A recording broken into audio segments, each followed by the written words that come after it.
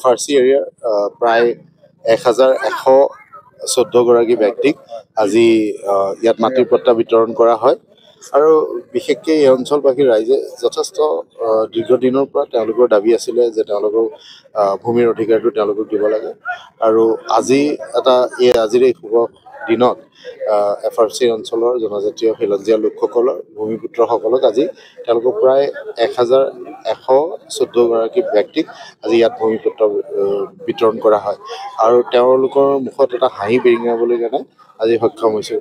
ইয়াৰ লগতে মই এই অঞ্চলবাসী ৰাইজৰ আৰু এটা বিশেষ কথাত মই উৎফুল্লিত হৈছোঁ। ইয়াত আমি পট্টাৰ লগতে আমি তেওঁলোকক গছপুলি এটা বিতৰণ কৰিছোঁ আৰু গছপুলিৰ প্ৰতি ৰাইজৰ বা যিটো তেওঁলোকৰ আকৃষ্ট সেইটো দেখিবলৈ পাই সঁচাকৈ মই আনন্দিত হৈছোঁ। এই অঞ্চলবাসীৰ ৰাইজে মই ভাবোঁ এই পট্টাৰ পোৱাৰ লগে লগে তেওঁলোকে যি অধিকাৰ পালে তেওঁলোকৰ মনত আজি মানে হাঁহি বিৰিঙাবলৈ কাৰণে সক্ষম হৈছে। অসমৰ মাননীয় মুখ্যমন্ত্ৰী ডক্টৰ হিমন্ত বিশ্ব শৰ্মা ডাঙৰীয়াক ধন্যবাদ আৰু কৃতজ্ঞতা জনাইছোঁ। ইয়াৰ লগতে তেওঁলোকে গছপুলিৰ প্ৰতি তেওঁলোকৰ যোনটো এটা মানে আকৰ্ষণ দেখিবলৈ পালোঁ, মই সঁচাকৈ উৎফুল্লিত হৈছোঁ।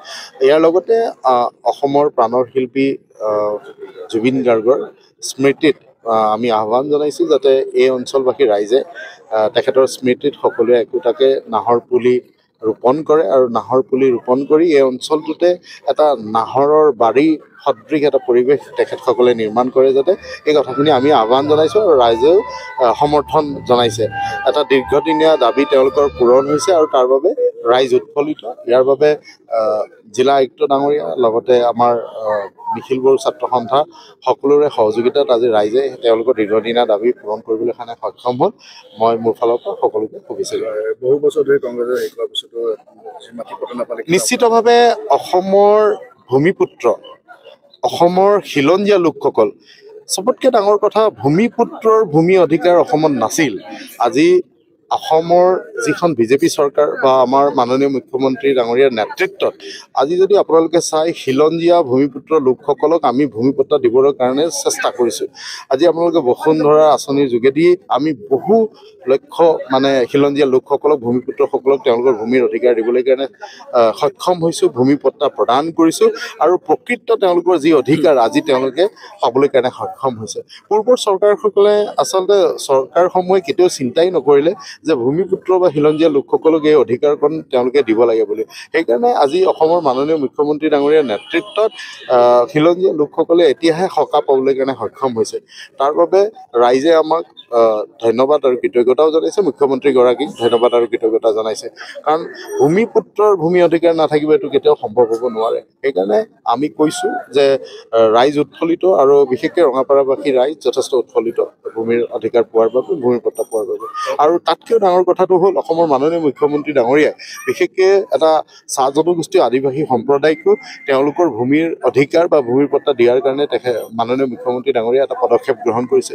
বাগিচাসমূহত বসবাস কৰি আজি 200 বছৰ ধৰি বসবাস কৰি থকা লোকসকলক তেওঁলোকৰ ভূমিৰ অধিকাৰ বা ভূমিৰ পট্টাটো দিয়াৰ কাৰণে মাননীয় মুখ্যমন্ত্ৰী ডাঙৰীয়াই এটা সিদ্ধান্ত লৈছে। তাৰ বাবেও অসমৰ লক্ষ লক্ষ চাহ জনগোষ্ঠী আদিবাসী সম্প্ৰদায়ৰ লোকসকলো মুখ্যমন্ত্ৰীগৰাকীক ধন্যবাদ আৰু কৃতজ্ঞতা জনাব লাগে। কংগ্ৰেছ দলৰ দল হয়, আচলতে এনেকুৱা চাওক, অসমৰ আমি যদি চাওঁ অসমৰ মাননীয় মুখ্যমন্ত্ৰীগৰাকীয়ে দিনে নিশাই কাম কৰি আছে। কিহৰ কাৰণে? তেখেতৰ এটাই সংকল্প, এটাই উদ্দেশ্য যে অসমক এখন শ্ৰেষ্ঠ ৰাজ্যলৈ ৰূপান্তৰিত কৰিব লাগে। তেখেতৰ লক্ষ্য সেয়া যে অসম 1 নম্বৰ হ'ব লাগে, অসম শ্ৰেষ্ঠ ৰাজ্য হ'ব লাগে।